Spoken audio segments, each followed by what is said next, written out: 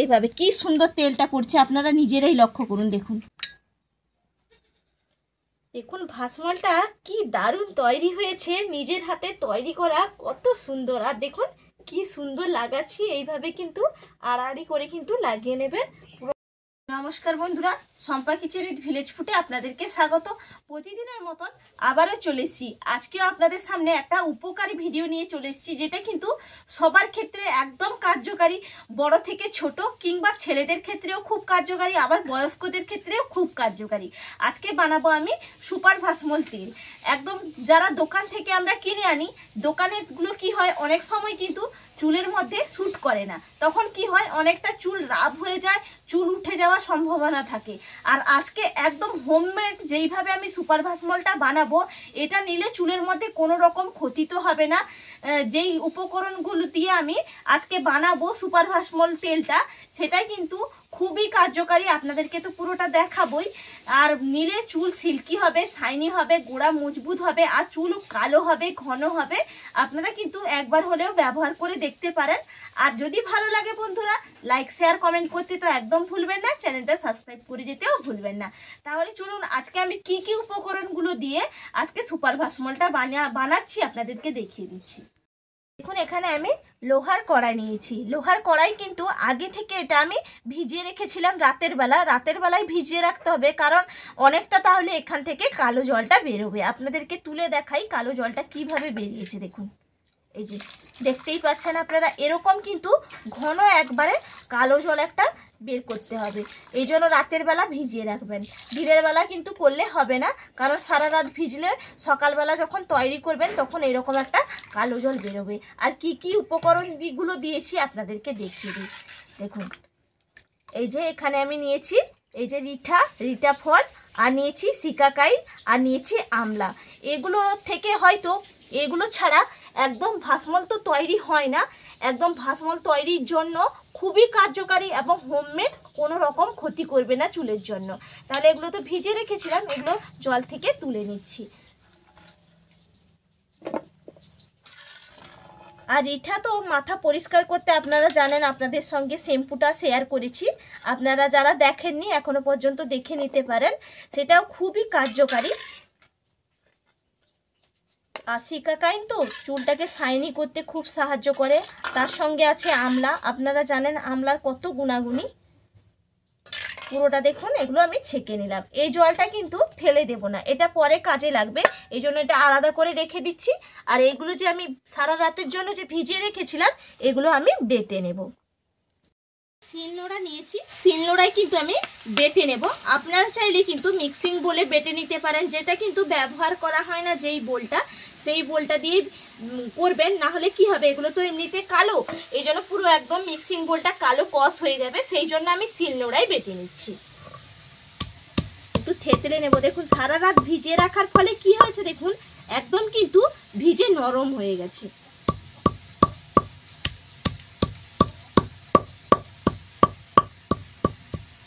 বাটা কিন্তু আমার হয়ে গেছে।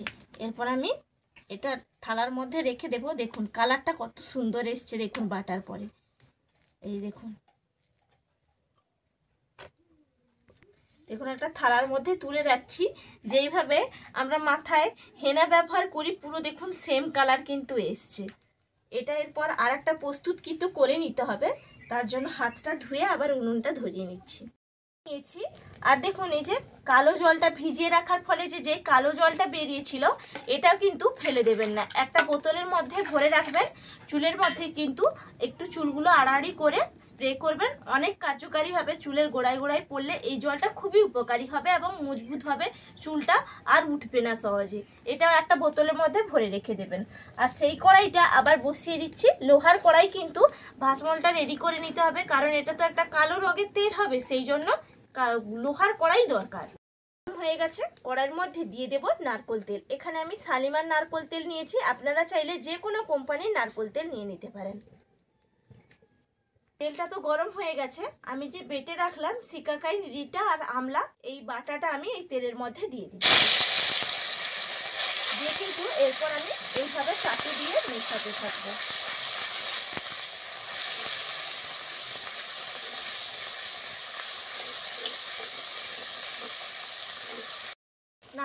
তেলের সঙ্গে কি সুন্দর ভালোভাবে মিশিয়ে নিয়েছি আর কালারটা হয়েছে দেখুন। এর সঙ্গে আর এক চাটু কিন্তু আমি আগে থেকে যে জলটা ফুটিয়ে আলাদা করে রেখেছিলাম সেই জলটা 1 চামচ দিয়ে দিলাম।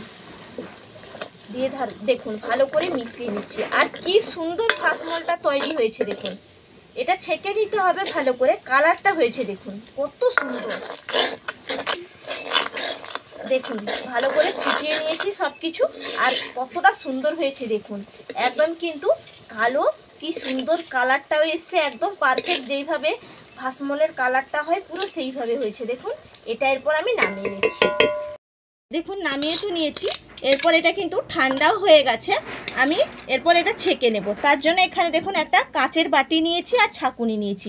আপনারা চাইলে কিন্তু এরকমও যখন ঠান্ডা হয়ে যাবে তারপর এরকম অবস্থায় কিন্তু মাথায় মাখতে পারেন, তাতেও কিন্তু একই রকম কাজ। আর এটা যেহেতু একটা কৌটোর মধ্যে ভরে রাখলে সেই রকম একটু ছেঁকে নিতে হবে। চাপ দিয়ে দিয়ে ছেঁকে নেব। দেখুন এইভাবে কি সুন্দর তেলটা পড়ছে, আপনারা নিজেরাই লক্ষ্য করুন। দেখুন পুরো দোকান থেকে যেইভাবে তেলগুলো কিনে আনা হয় পুরো সেম। দেখুন কি সুন্দর। একটু চেপে চেপে বের করে নিতে হবে।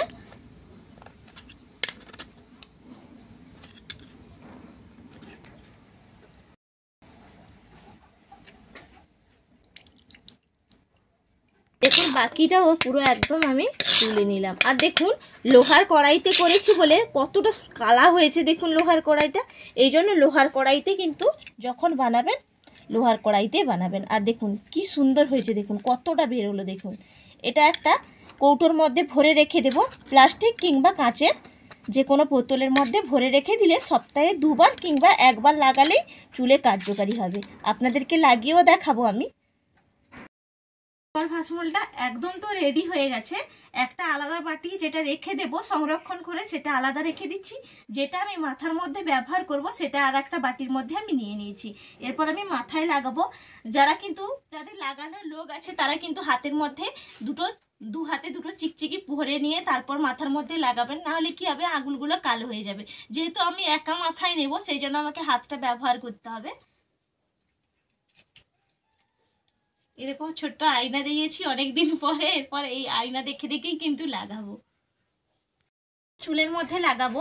সেই জন্য আমি এক হাতে যেহেতু লাগাবো, এক হাত না হলে চিকচিকি নিয়ে নিতাম, এক হাতে এরকম করে নিয়ে আমি মাথার মধ্যে এইভাবে লাগাচ্ছি। দেখুন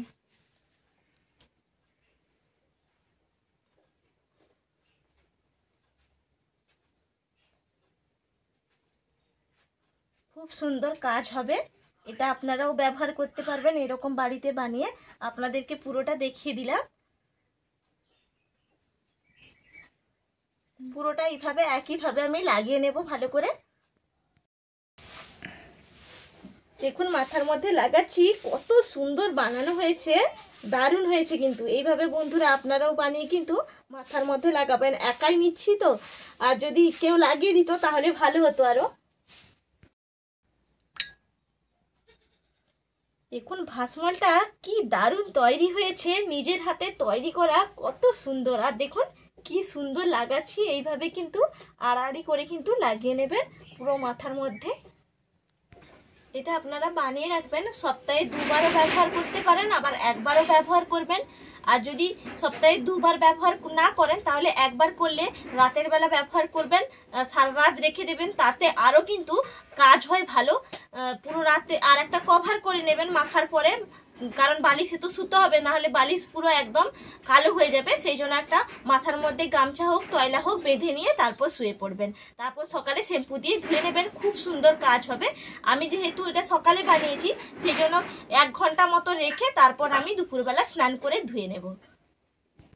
আশা করি সবারই কিন্তু ভালো লেগেছে, ভালো লাগবেই। আপনারা নিজেরা একবারও বাড়িতে বানিয়ে ট্রাই করে দেখবেন। তাহলে আজকের মতন এখানে পর্বটা শেষ করছি। আবার আপনাদের সঙ্গে আমার পরের ভিডিওতে বন্ধুরা দেখা হবে। টাটা।